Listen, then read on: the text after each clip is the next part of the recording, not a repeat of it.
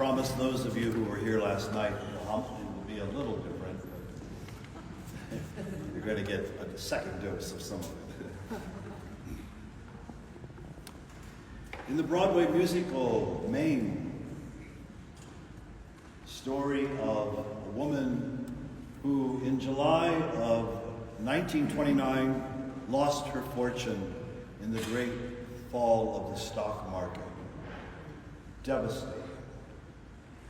She, her nephew, the two servants in the household, all were downcast. Those who were employed didn't know if they would continue to be employed. It was one of those really sad days. And Mame says, "Now we need a little Christmas right this very minute. Candles in the window, da da da da da da da da. Need a little Christmas." I don't know all the words. Da da da da. We need a little Christmas now. Now you're sitting there thinking, Father Al, it's Easter. You finally have gone off the deep end, haven't you? Just as Mame and her household needed a little Christmas, we all need Easter. More than, I shouldn't say this with Brother Tim here, more than Christmas. We need Easter. We need this belief that Jesus has died and risen. In the Gospel of John this morning, we meet Mary of Magdala, Peter, and John. Perhaps there was no one on earth that loved Jesus more than Mary of Magdala. Her heart was absolutely broken, as were the hearts of his disciples. John, the beloved disciple, and Peter, who had been gifted with such a responsibility and a place of leadership among the Christian community. Everything they had hoped for, everything they had believed about Jesus had ended. The one they loved, the one who gave them hope, was crucified like a common criminal. I don't know if we can begin to comprehend how that must have affected them. Somebody you really believe in now is seen as a criminal, and he's dead. But holy love will indeed touch them and help them on that Easter morning. Mary Magdalene, with holy love, approaches that tomb and finds it empty. An empty tomb proves nothing. Who knows why it's empty? Who knows where the body is? She runs. There's a lot of running in this gospel. She runs back to the disciples. And Peter and John, they run to that tomb. Peter is running in a way that is full of shame. He remembers how he denied Jesus. He must have all kind of mixed emotions about showing up there. He looks in and sees. But we're told that John, the beloved disciple, was the one who believed. He saw and believed. Holy love enabled him to believe what maybe Peter couldn't see and believe immediately. Mary believed. We need Easter as badly as Mary Magdalene, Peter, and John. In all the events of our lives, that can pull us down. Mame was overwhelmed by loss, the loss of her fortune, her future up in flames. There are times and events in our lives that pull us down.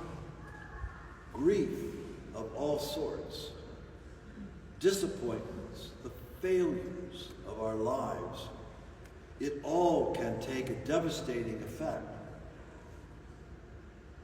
It's at times like that that we need Easter. We need the promise, the hope that Easter gives us as Christian people. It does not end with the cross. It doesn't end there. It doesn't end with death. When I die, I'm going to heaven. When you die, you're going to heaven. Count on it. You count on it? Yeah, sure you do. Of course. We're counting on it. But I need Easter before I die.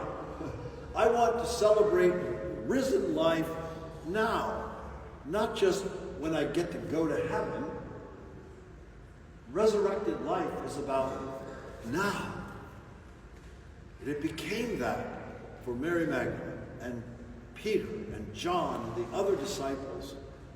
Their lives got turned around by the experience of seeing the risen one.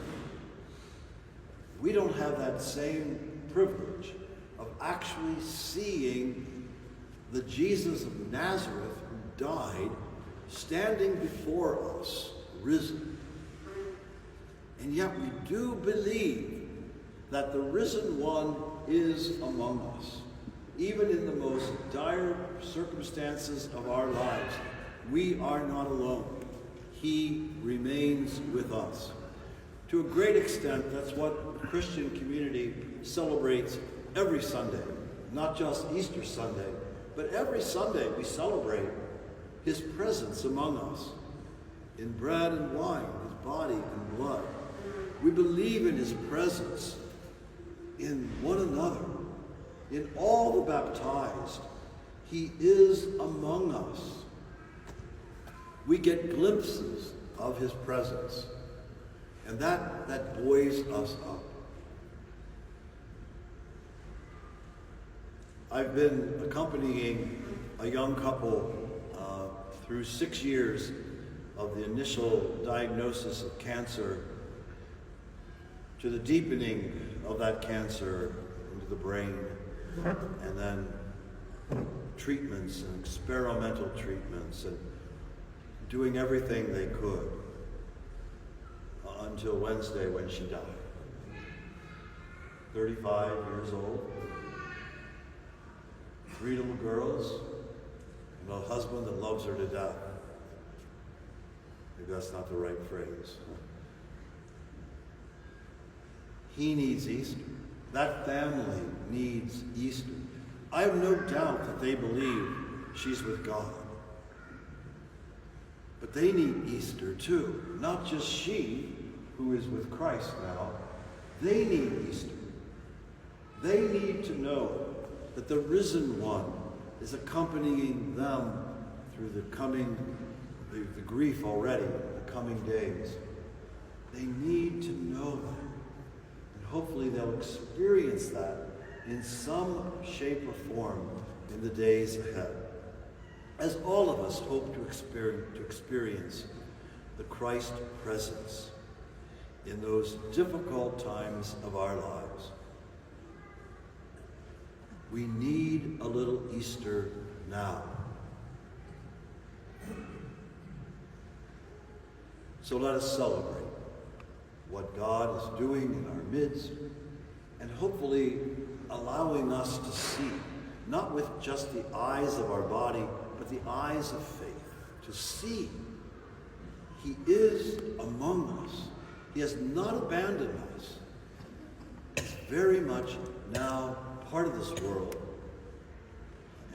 and a world that needs the resurrected life, needs all that Jesus has promised us. In a moment, we're going to renew our baptismal promises. It was in our baptism that we were joined to Christ.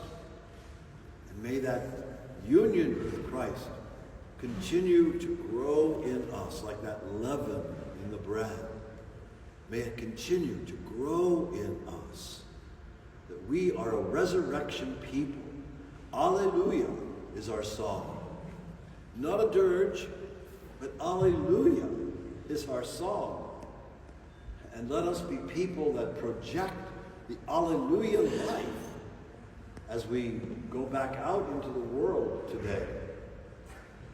And not just today, but you are a symbol of that he lives. And let that live in you so that others can see that. And you can be a Christ presence to them. So I invite you to stand as we renew these promises.